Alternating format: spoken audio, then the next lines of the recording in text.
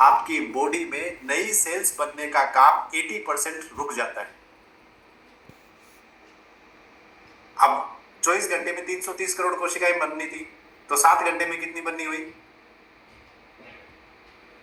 60-70 करोड़ के आसपास। 70 करोड़ का 80% कम हो गई, मतलब 50 करोड़ कोशिकाएं आप जो आपका शरीर बना था वो अब नई नहीं बनाई, तो वो जो नई बन के जो काम करने थे वो काम नहीं होने।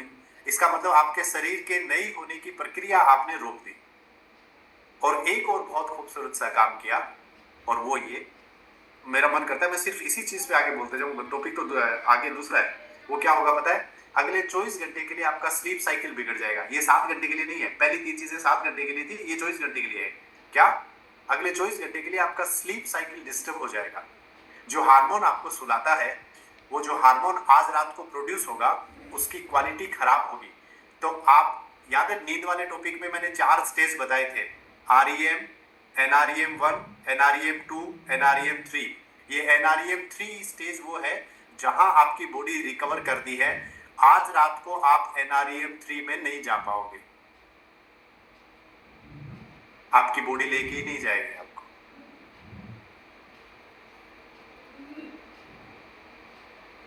अब गुस्सा करोगे कि चिंता करोगे इस बात पे कि गुस्सा कर लिया? कहीं ऐसा नहीं हो जाए कि आप गुस्सा भी कर लो और बाद में चिंता भी कर लो कि तेरी तो इतना सत्यानाश कर लिया बॉडी का। दोनों काम नहीं हो जाए। ये बताया इसलिए है ताकि आप गुस्सा ही नहीं करो, कोई दूसरा तरीका ढूंढो उस चीज को टैकल करने का, है ना। और कहीं पता चले 2-4 मिनट गुस्सा भी कर लिया, फिर बैठ के नुकसान का अंदाजा लगा रहे हो कि यार कितना सारा नुकसान कर लिया, फिर सामने वाले पे इस बात पे गुस्सा कर रहे हो कि तेरे चक्कर में मेरा इतना न्नुकसान हो गया, है ना। तो पर्पस वो नहीं है, पर पर्पस क्या है? ये बात कब पता चली पता है? ये साइको न्यूरो इम्यूनोलॉजी की स्टडी में ये बात पता चली कि ऐसा अपने शरीर के साथ होता है। अभी बात पूरी नहीं हुई है ना। कुछ और चीजें हैं, जैसे आप रात को नहीं सोओगे तो क्या होगा? अब आगे बढ़ते हैं। मानो जिस रात को आप NREM स्टेज 3 में नहीं गए तो क्या होगा? तो अगले दिन आपकी बॉडी 33% कैलोरीज कम बर्न करेगी। तो इससे क्या होगा? इससे ये होगा कि अगले दिन आपके फैट एक्यूमुलेट करने के चांसेस बढ़ गए। इससे क्या होगा? आपका 33% इंसुलिन रेजिस्टेंस बढ़ जाएगा। इससे क्या होगा? इससे अगले दिन के लिए अगर आप चेक करवाओगे तो आपकी बॉडी का जो शुगर लेवल है वो प्री डायबिटिक स्टेज में आएगा। मतलब अगर आप अपना ब्लड शुगर लेवल चेक करवाओगे गुस्से के अगले दिन, तो संभव है कि आप प्री डायबिटिक स्टेज में आ जाए और आप चिंता करो कि यार मैं तो डायबिटिक था ही नहीं, फिर ये प्री डायबिटिक स्टेज में कैसे आ गया?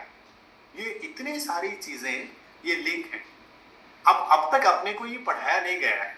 अपन जब बीमार होते हैं तो अपने को दवाइयां दे दी जाती हैं, लेकिन अपने को ये नहीं बताया जाता है कि आप जो दिमाग से जो बीमार सोच रखे हुए हैं उसका आपके शरीर पे दिन रात क्या फर्क पड़ता है।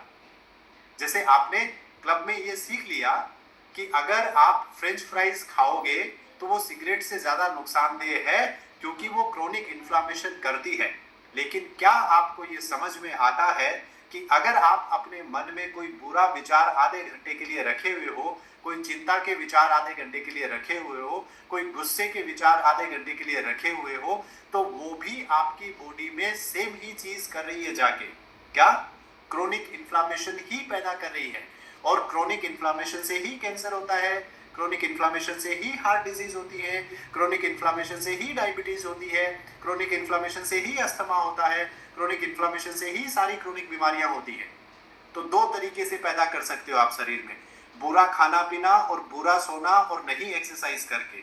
या तो इस तरीके से क्रोनिक इन्फ्लामेशन पैदा कर लो, या फिर इस तरीके से पैदा कर लो कि आप बुरा सोच लो, चिंताजनक कुछ सोच लो, कुछ उदासी में रह जाओ, कुछ गम में रह जाओ। तो उस तरीके से भी आप अपनी बॉडी के लिए क्रोनिक इन्फ्लामेशन पैदा कर सकते हैं। अब आपको बीमारियां पैदा करने के दोनों तरीके मिल गए ना। अपने में से बहुत सारे लोगों का ये दूसरा तरीका फेवरेट होता है। तो सवाल ये है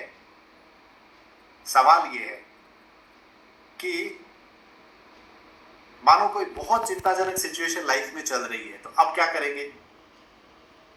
तो अब पहली चीज ये करेंगे कि आपको पता है कि उसको हैंडल करना है। भाई हैंडल तो करना है, कोई भी चिंताजनक जो सिचुएशन है उसको हैंडल तो करना ही है ना। समहाउ कैसे भी करके उससे बाहर निकलने की कोशिश तो करनी है। तो आपको पहली चीज ये समझ में आ जानी चाहिए कि देखो हालात खराब है, सिचुएशन कुछ ना कुछ खराब है, लेकिन मेरा चिंता करना इस सिचुएशन को और ज्यादा खराब कर रहा है और मेरे को बीमार कर रहा है। और अगर मैं बीमार पड़ गया तो ये खराब सिचुएशन बद से बदतर में बदल जाएगी। अगर आपको ये बात आज का टॉपिक समझ में आ गया तो अगली बार आप अपने आप को चिंता में जाने से रोक लोगे, क्योंकि 2 बोतल दारू पीना या 20 सिगरेट पीना और घंटे 2 घंटे चिंता में रहना बराबर ही बात है।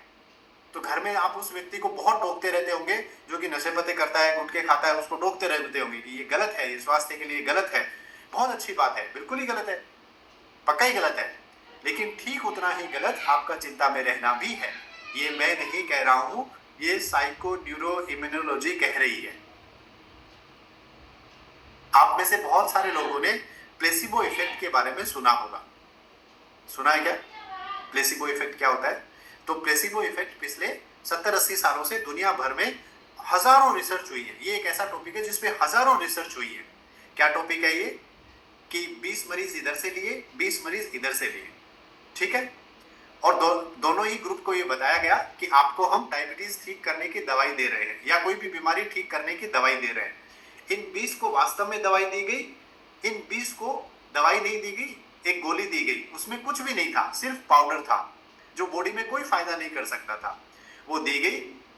इन 20 में से जो लोग पॉजिटिव विचारधारा के लोग थे, जिनको इस बात पे यकीन था कि हाँ हमें जो दवाई दी जा रही है वो अच्छी क्वालिटी की दी जा रही है, उनकी डायबिटीज वास्तव में ठीक होने लग गई।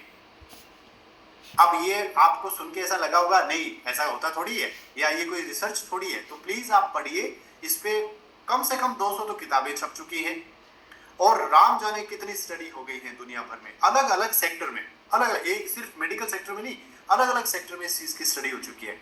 अब सवाल ये है कि उनके सोचने भर से उनकी डायबिटीज इंप्रूव हुई तो हुई कैसे? और दूसरा सवाल यह है, जब सोचने भर से डायबिटीज इंप्रूव हो सकती है, अच्छा सोचने से, ये विचार रखने से कि मेरी डायबिटीज ठीक हो रही है, तो क्या यह भी संभव है कि एक व्यक्ति जो ये सोच ले कि यार मैं बीमार हूं, तो उससे बॉडी बीमार पड़ जाए? क्या ये संभव है? ये साइको न्यूरो इम्यूनोलॉजी तो यही कहती है, ये पक्का ही संभव है कि आप सोच के ठीक भी हो सकते हैं और सोच के बीमार भी हो सकते हैं। तो इसका मतलब जीवन में कितनी भी बुरी, कितनी भी टफ, कैसी भी हालत चल रही हो, इसको आपको सबको समझना है कि प्लीज अपनी सोच पे थोड़ा नजर रखिए। अब एक इंटरेस्टिंग फैक्ट बताता हूं जिसको इस साइको न्यूरो इम्यूनोलॉजी में बहुत सॉलिड तरीके से स्टडी किया जा रहा है।